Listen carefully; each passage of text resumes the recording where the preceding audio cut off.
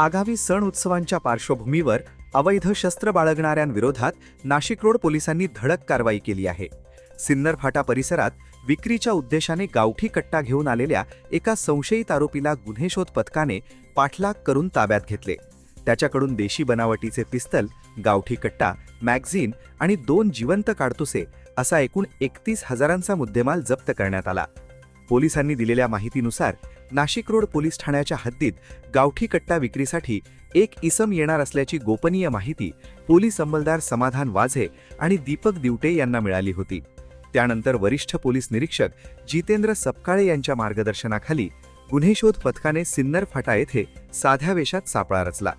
संशयित व्यक्ती आढळल्यानंतर पोलिसांनी त्याला ताब्यात घेण्याचा प्रयत्न केला, मात्र तो पळून जाण्याचा प्रयत्न करू लागल्याने पोलिसांनी पाठलाग करून त्याला शिताफीने पकडले। त्याची अंगझडती घेतली असता गावठी कट्टा, मॅगझीन आणि 2 जिवंत काडतुसे मिळू आली। अटक करण्यात आलेल्या आरोपीचे नाव भारत उर्फ सोनू मनोहर चावरे, वय 34, राहणार नंदावन नगर, पिंपळगाव, नाशिक असे आहे। या प्रकरणी नाशिक रोड पोलीस ठाण्यात भारतीय हत्यार कायदा कलम गुन्हा दाखल करण्यात आला आहे। या प्रकरणाचा पुढील तपास पोलीस हवालदार नितीन भामरे करीत आहेत। विशेष म्हणजे संबंधित आरोपी हा श्रीरामपूर शहर पोलीस ठाण्यात दाखल असलेल्या गुन्ह्यात फरार आरोपी असल्याची माहिती पोलिसांनी दिली आहे। नाशिक वार्ता न्यूजसाठी प्रतिनिधी अजीज सय्यद, नाशिक। माननीय पोलीस आयुक्त श्री संदीप कर्णिक सर, तसेच पोलीस उपायुक्त श्री किशोरजी काळे सर, सहाय्यक पोलीस आयुक्त आदिवासी मॅडम यांनी हद्दीमध्ये शस्त्र अधिनियमांतर्गत कारवाई करण्याचे निर्देश दिलेले आहेत। त्याप्रमाणे गोपनीय अंमलदारांना सुद्धा सूचना दिलेल्या आहेत। जर हद्दीमध्ये कोणी बेकायदेशीर शस्त्र बाळगत असेल तर पोलिसांना माहिती द्या आणि त्याप्रमाणे आम्ही कारवाई करू।